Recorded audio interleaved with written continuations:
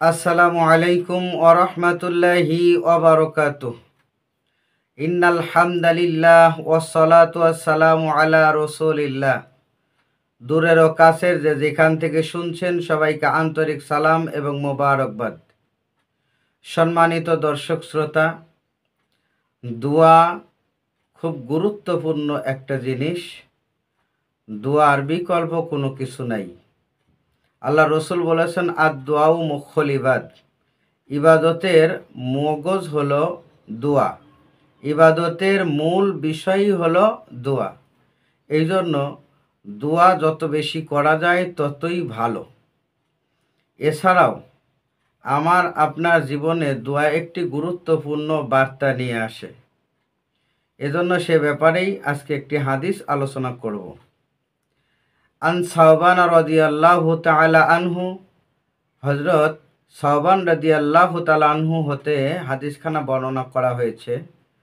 ক্বালা, তিনি বলেন, ক্বালা রাসূলুল্লাহি সাল্লাল্লাহু আলাইহি ওয়াসাল্লাম, রাসূলুল্লাহ সাল্লাল্লাহু আলাইহি ওয়াসাল্লাম ইরশাদ করেন, লা ইয়ারুদ্দুল কদরা ইল্লা দুআ।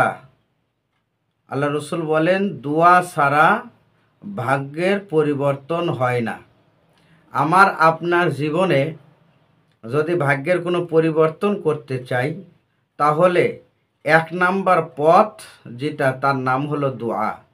যদি দোয়া না করি তাহলে ভাগ্যের পরিবর্তন আনা সম্ভব নয়। সম্মানিত ভাইরা, এই জন্য বেশি বেশি পরিমাণে দোয়া করতে হবে। এরপরে দোয়ার পরে আরও একটা গুরুত্বপূর্ণ বিষয় আল্লাহ রসুল আলোচনা করলেন। তিনি বলেন, ওয়ালা ইয়াজিদু ফিল উমরি, মানুষের আয়ু বৃদ্ধি পায় না ইল্লাল বিররু, নেকি ব্যতীত। আমি আপনার জীবনে বা আমাদের জীবনে যদি আমরা আয়ুকে বাড়াইতে চাই, বৃদ্ধি করতে চাই, তাহলে আমাদের যে কাজ করতে হবে সেটা হলো বেশি বেশি পরিমাণে নেকি অর্জন করতে হবে, পুণ্য অর্জন করতে হবে। যদি নেকি অর্জন করতে না পারি তাহলে আয়ু ধীরে ধীরে কমে যাবে, বৃদ্ধি পাবে না। আল্লাহ রসুল সাল্লাল্লাহু আলাইহি ওয়াসাল্লাম এই যে কথাটা বললেন যে দোয়া ব্যতীত ভাগ্যের কোনো পরিবর্তন হয় না, আবার পুণ্য ব্যতীত, নেকি ব্যতীত আয়ু বৃদ্ধি পায় না। এছাড়াও যদি আমরা পুণ্য না করে, নেকি না করে পাপের ভিতরে নিমজ্জিত হই, তাহলে আমাদের কি লাভ বা কি লস, সে ব্যাপারেও রাসূলুল্লাহ সাল্লাল্লাহু আলাইহি ওয়াসাল্লাম বলেন, ওয়া ইন্নার রাজুলা লা ইহরামুর রিজক। আল্লাহ রসুল বলেন যে নিশ্চয়ই ওই মানুষটা রিজিক থেকে বঞ্চিত হয়ে যায়, বিজুনুবি ইউসিবুহু, যে ব্যক্তি বেশি পরিমাণে পাপের কাজের ভিতরে নিমজ্জিত হয়ে যায়, এই পাপের কারণে ওই ব্যক্তি তার রিজিক থেকে বঞ্চিত হয়ে যায়।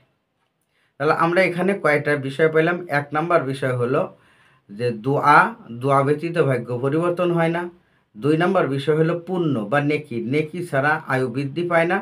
আর 3 নাম্বার যে বিষয় সেটা হলো যে ব্যক্তি পাপ করে, পাপের কারণে তার রিজিক থেকে সে বঞ্চিত হয়, অর্থাৎ রিজিক বৃদ্ধি পায় না।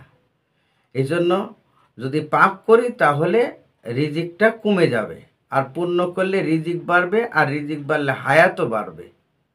কত সুন্দর কথা।